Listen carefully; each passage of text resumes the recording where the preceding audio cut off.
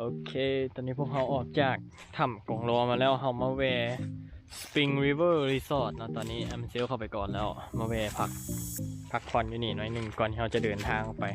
สถานีต่อไปเราอาจจะไปวังน้ำเย็นเดี๋ยวเบิ่งตามเวลาตัวจริงตอนนี้เรามาแวะพักอยู่นี่ก่อน Spring River โอเคแล้วเข้าไปเบิ่งน้ำกันว่าข้างในจะมีอย่างไร Let's go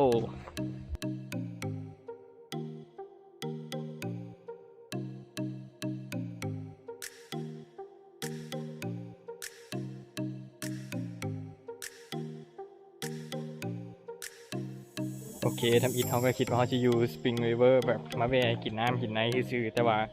สุดท้ายแล้วก็มีกิจกรรมให้เล่นอยู่นี่เนาะตอนนี้เขาจ่ายเงินเล่นเรือคายัก 80,000 กีบต่อคนเนาะ Unlimited Time สามารถเอาเรือไปกันก็ได้หรือว่าแยกเรือไปก็ได้เพื่อมีเรือจอดนะฮะใส่เสื้อชูชีพเนาะนี่เราก็พร้อมที่จะไป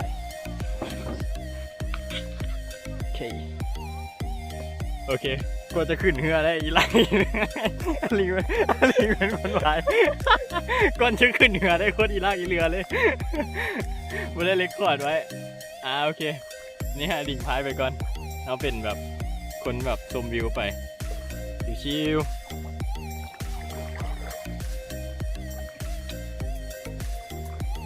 ไปแล้วเขาจะไปเบิ่งอย่างเกาะเขาจะเอิ้นว่าบูรากูนว่ะเดี๋ยวนี้เป็นน้ำสีฟ้านะน่าจะเป็นซิกเนเจอร์ของบอลนี่แหละเราจะพากันไปเบิ่งเป็นเอาใด Let's go ไปเรื่อยทริปฮอร์โมนีทำไมว่าสิไปวังน้ำเย็นเนาะแต่ย่านว่าคนสิหลายเพราะฉะนั้นเขาก็เลยเลือกมาขี่เรือคายักอยู่นี่แทนเนาะอย่างน้อยมันก็เงียบคนน้อยเดียวเราก็สามารถ enjoy ได้แต่ตอนนี้เรือเขาก็เริ่มแบบโค้งๆเดียวแล้วลิงที่ความเรือแล้วล่าสุดลิงที่ความเรือแล้ว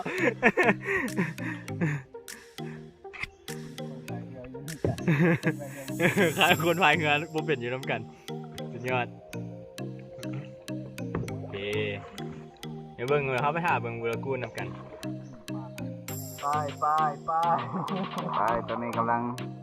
มุ่งหน้าไปเบิ่งนี่เกาะบุญแค่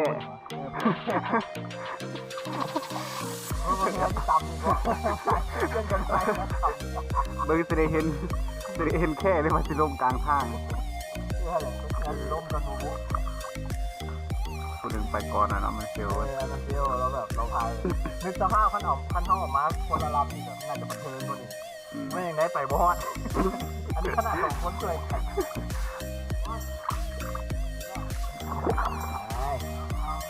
เกิดการเงินลูกจะต่ำกว่าไม้ข้างหน้าคุณแบบนี้นะ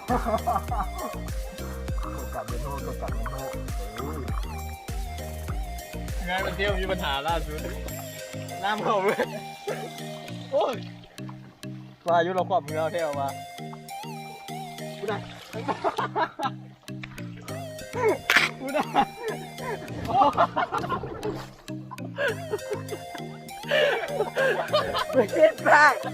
Bring it back โอ้ยเอาขึ้น No, bring it a little bit. Okay, up, enough. Okay. Perfect. Up, not too much.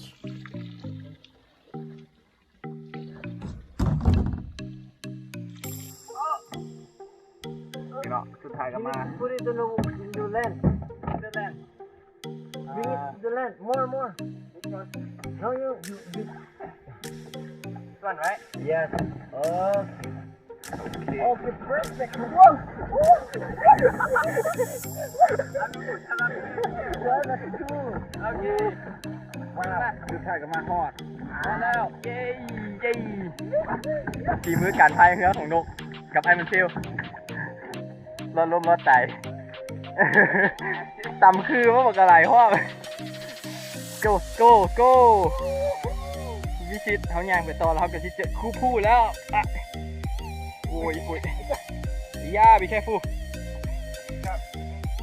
yes quite sharp go this one right Yeah this เด้ฝ่ายนี่คู่เราว่า can drink มันวะดื่มก็ได้แล้ววะ น้ำสะอาดมันเป็นน้ำแบบรอดบ่อออกมานะนี่สีฟ้าๆเลยนี่สุดยอดเห็นปะเขาทุลักทุเลมา700 เมตรเพื่อนี่แหละ สุดยอด You can drive them. ลอยได้ปะ Yeah, there's a fish in it, the shark and the crocodile.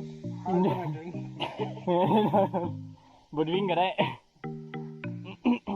Just need to prepare for Jeff Cole. เอาลิงซิมแล้วปะ Wrong move. เป็นอะไรแซ่บปะเอาอีกคำหนึ่ง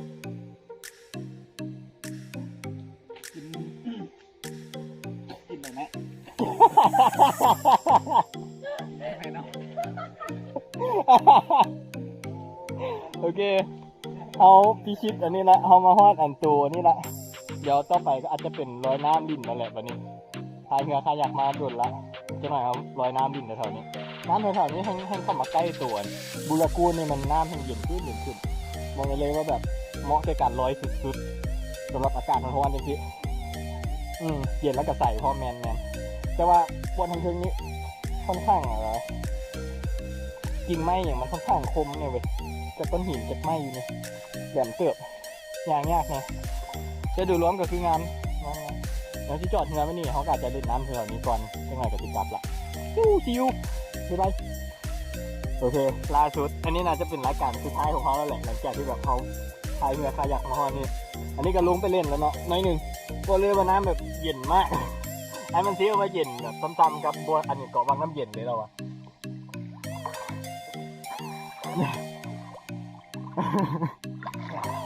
มึงจากสภาพนกแล้วจากเล่นคือเจ้าอยู่แต่เล่นเป็นร้อยเป็นจ้าก็เป็นอย่างอยู่นี่แหละน้ำเริ่มขุ่นนะเขาเล่นไปเล่นมาขุ่นเลย มันลึกแห้งพูดกันนั่นเลย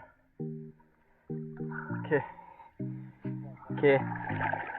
จะหน่อยเขาก็น่าจะกลับแล้วเนาะเพราะว่าอันนี้มันเวลาแบบประจำกัดที่นะเขาสามารถลิ่นได้เรือคายักตอนนี้กับเวลา3 โมงครึ่งเขาก็ยังสามารถลิ่นน้ำลิ่นอย่างอยู่นี่ได้เนาะโอเค see you later ตอนนี้พอกำลังกลับอันนี้มันสีหน้าของทุกคนเนาะกำลังพายเรืออยู่ฮัลโหลเดี๋ยวยังไม่เห็นนี่หลังจากที่พวกเขาไปเล่นน้ำมาเนาะ สภาพแล้วมวนแหงเลยนี่แบบแทบจะบ่มีคนเลยแบบคือซ้ำก็เป็นสาเลยน้ำส่วนตัวเล่นเมื่อกี้นี่แบบมวนแหงแต่นี่แบบ2 คนอลิงกับมันเซลนี่เล่นมวนอยู่แต่เจ้าลอยน้ำเป็นอันนี้ลอยน้ำบ่เป็นก็ได้ไปอยู่จะบอลแบบเพียงคอนี่หน่อยนึง แต่โดยรวมก็คือมวนอยู่นี่ต้องมาอีกแล้วแหละนอกจากพายเรือเขายังได้ลอยน้ำเด้นั่นแหละสุดยอดทริปนี้see you